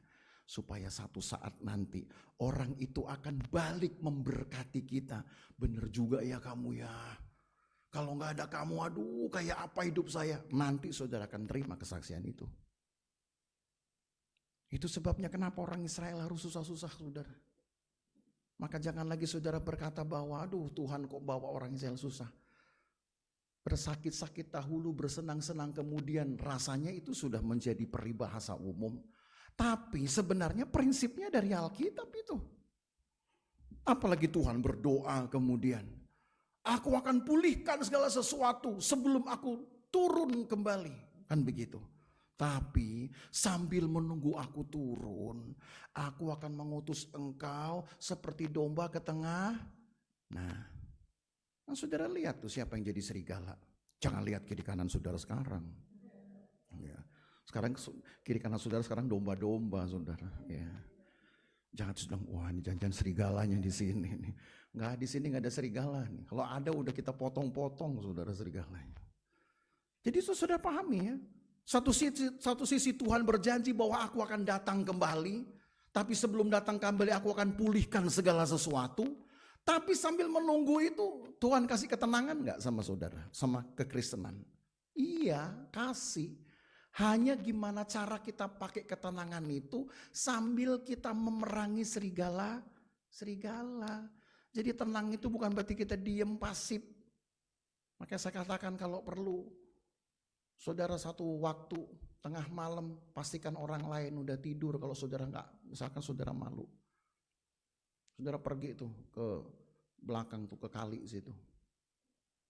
Naik tuh ke ke bendungannya itu tumpang tangan. Tuhan berkatilah ini kelurahan Tangki. Kalau saudara takut malu tengah malam masih ada orang jam 3 pagi. Jam 3 pas masih ada orang punya tunggu sepi aja. Itu kalau mau. Ya. Gak ada susahnya kan saudara. Satu kali aja 1 tahun saudara bikin begitu. Lama-lama saudara akan ketagihan nanti. Percayalah. Berdiri aja. Tuhan tobatkan kelurahan Tangki ini. Apalagi yang masih suka mabuk-mabukan. Masih suka kacau balau. Tempat saudara ini kan serigala semua kiri kanan. Betul gak? Betul kan ya? Serigala semua kan? Maka hati-hati saudara jangan sampai tahun depan saudara lah serigalanya. Gitu loh. Saudara harus bisa mematahkan gigi-gigi serigala itu. Sambil menunggu Tuhan datang kembali. Itulah makanya kenapa orang Israel dilatih untuk terus perang. Walaupun ada kekecewaan. Tapi itulah hidup, itulah pilihan saudara. Maka seperti kemarin saya katakan. Allah turut bekerja dalam segala sesuatu untuk mendatangkan kebaikan. Pasti ada kok kebaikan. Pasti ada kebaikan. Cuman yang penting tekad. Saya ingin melayani Tuhan dengan membanting tulang. Saya ingin bersaksi dengan membanting tulang. Saya ingin beribadah dengan membanting tulang. Jadi jangan cuma cari duit banting tulang sekarang. Setuju? Ada yang gak bisa banting tulang? Biar saya ajarin saudara cara banting tulang. Ya. Cari duit kita pasti banting tulang. Orang itu bawaan lahir saudara. Tiba-tiba dia nangis karena dia tahu dia mesti banting tulang untuk hidup. Ya. Itulah makanya kenapa bayi lahir menangis. Nggak happy dia karena dia tahu bahwa begitu dia di dunia dia harus banting tulang untuk hidup. Karena itu ikut Tuhan juga banting tulang. Tuhan memberkati kita ya. Jangan sampai ada selumbar dan duri dalam perjalanan kita. Maka sebelum saudara dikalahkan oleh kedagingan, kalahkan kedagingan dulu. Sebelum saudari disusahkan oleh orang-orang yang tidak seiman, sebisa mungkin saudara bersaksi. Nggak usah takut saudara. Paling ujung-ujungnya kita ditolak. Ya. Tapi yang penting kalau ditolak selanjutnya ya sudah, tetap berteman. Saudara buatlah bagaimana caranya, pelan-pelan. Sambil saudara berteman, sambil saudara bisa ngobrol. Saudara berdoa, minta Tuhan kasih hikmat di dalam kata-kata saya ini. Supaya saya bisa mengusir kedagingan. Saya bisa mematahkan juga kedagingan orang lain. Maka kita akan membawa kemuliaan Tuhan bukan hanya untuk hidup kita sendiri, tapi orang-orang di dekat kita yang kita cintai. Mari kita berdiri. Katanya satu pujian yang refnya berkata, kerajaanmu itu bagianku, kaulah yang kupandang. Apa itu lagu awalnya? Ya, kau Bapa yang mengasihiku. Betul. Ilham lagu saya kurang banyak, kalau ilham ayat saya banyak saudara ya. Kau Bapa yang mengasihiku.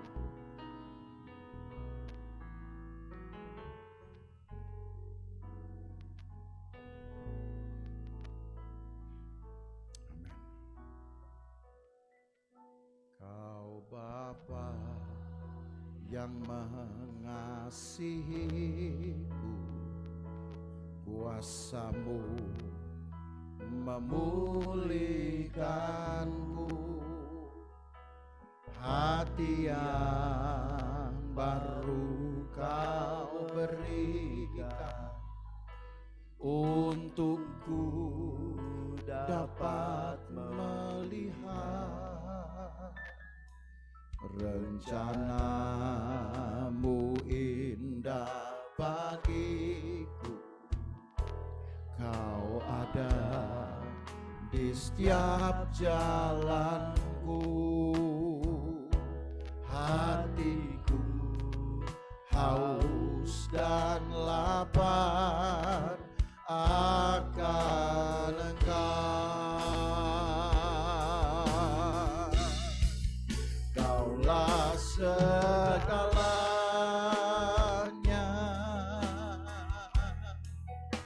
di dalam hidupku,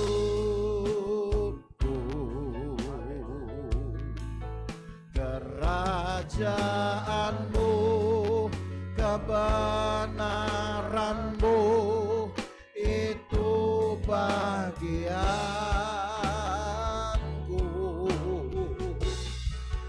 Kaulah yang kupandang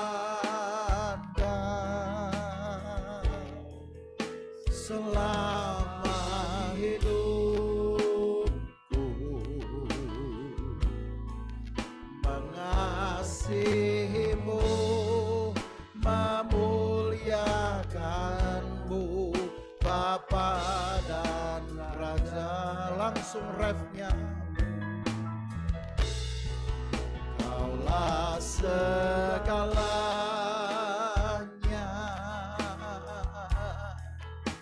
di dalam hidupku, kerajaan-Mu, kebenaran-Mu itu bagianku. Kaulah yang kupandang selama hidupku, mengasihi-Mu, memuliakan-Mu, Bapa dan Rajaku. Banyak cara Allah mengasihi kita, saudara. Saudara mendapatkan ketenangan, saudara mendapatkan kebahagiaan, saudara merasa damai, saudara dicukupkan. Itu bentuk dari kasih Tuhan. Tapi pernahkah kita memikirkan bahwa kita juga sudah melakukan hal yang sama? Dengan cara apa saudara mengasihi Tuhan? Satu, tidak terburu-buru menggerutu. Siapa yang menggerutu dia sudah menista Tuhan, itu ingat. Karena penista Tuhan berarti menganggap Allah tidak ada. Menganggap kuasa Allah itu tidak dapat menyelesaikan apa-apa. Dua, orang yang mengasihi Tuhan dia menjauhi dia dari kedagingannya. Dan yang ketiga, orang yang mengasihi Tuhan itu dia juga sedang membinasakan kedagingan orang lain. Dia berusaha rebut orang lain untuk menjadi orang benar. Cuman 3 hal ini yang Allah minta, saudara. Maka kenapa Israel seperti lama dan susah perjalanan mereka? Karena mereka minim sekali berbuat hal ini. Mereka susah sekali untuk saling menguatkan. Cenderung mereka malah saling melemahkan. Maka muncul pemberontakan. Maka Allah buat perjalanan mereka berat. Supaya mereka belajar untuk saling menguatkan. Kalau hidup saudara berat, biarlah saudara-saudara yang lain menguatkan rekan-rekan seiman. Belajar saling menguatkan, bukan saling menyalahkan. Bukan saling menjelekkan, saling menguatkan. Maka percayalah Tuhan, saudara, apa yang Tuhan janjikan kepada Yosua dan Kaleb akan berlaku atas hidupmu juga. Tahun-tahun yang penuh dengan kegirangan Allah berikan kepada mereka. Lewat lagu ini mantapkan juga iman saudara, bahwa sorga itu adalah bagian kita. Kerajaan Tuhan adalah bagian kita. Kalau kita mengasihi Tuhan, Allah berikan yang terbaik untuk kita, saudara. Nyanyikan refnya sekali lagi. Kaulah segalanya. Kaulah segalanya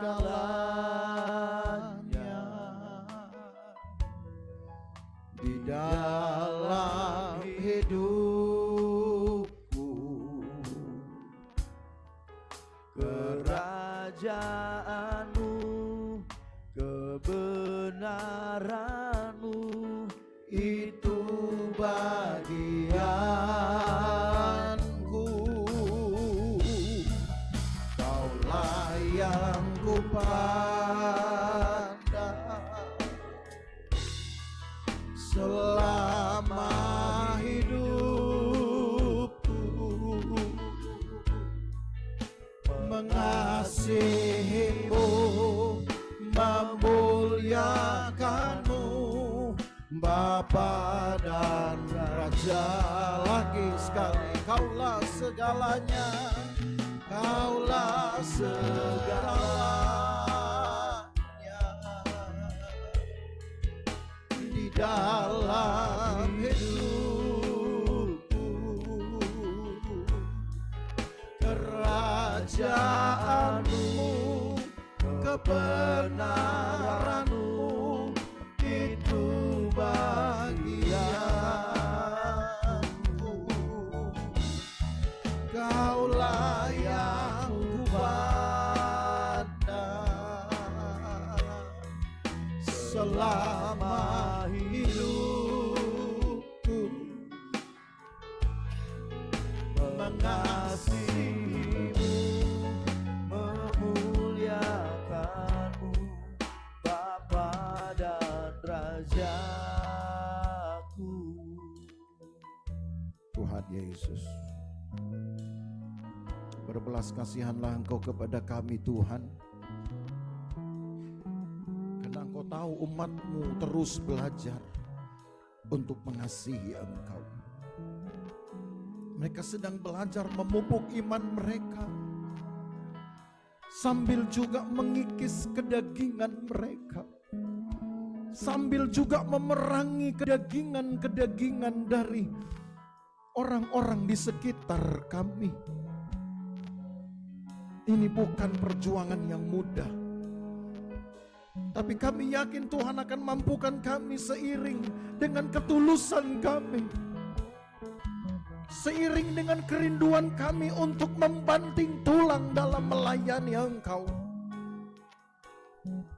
membanting tulang dalam melayani Engkau. Tuhan, tolong kami. Sulit memang untuk menjadi orang-orang yang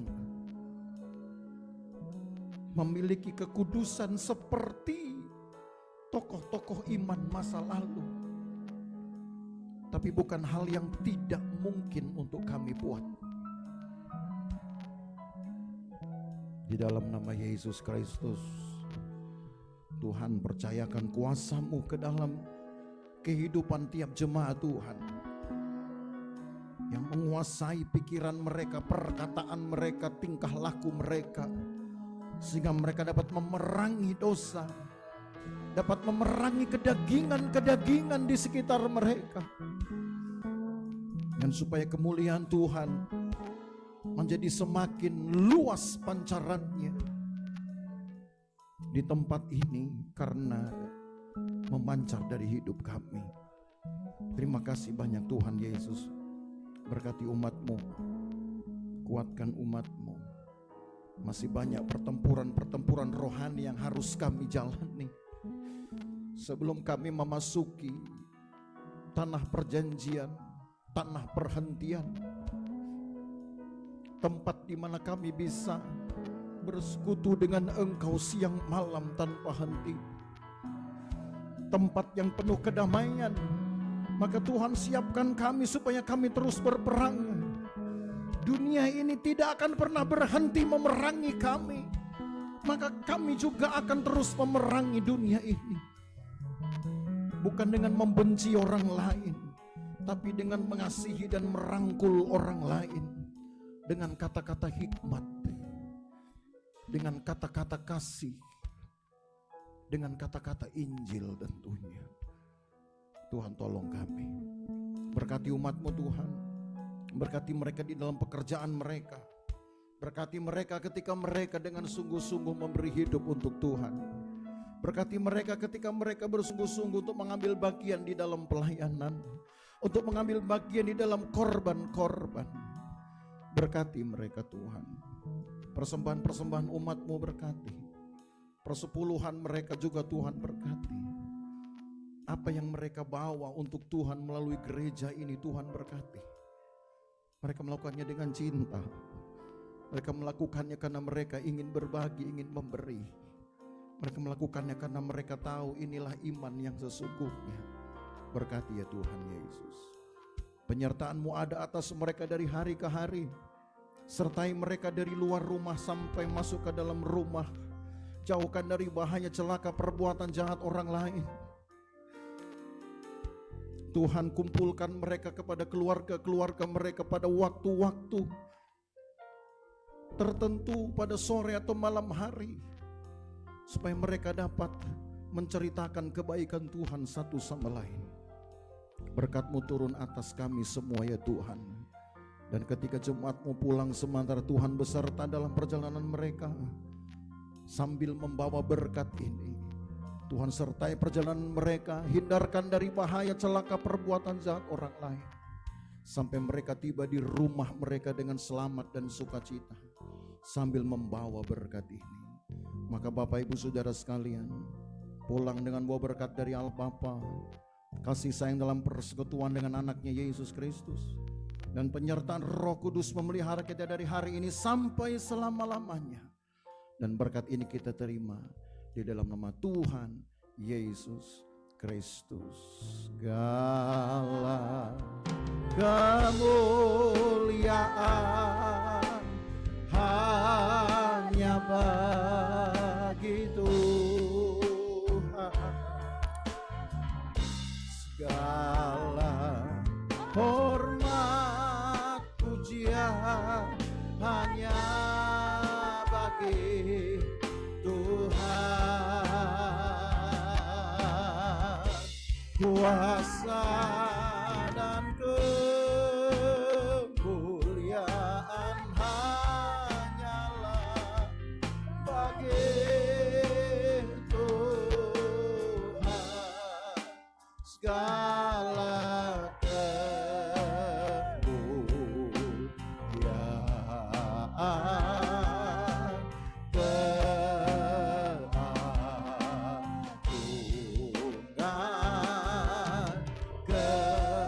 Kemuliaan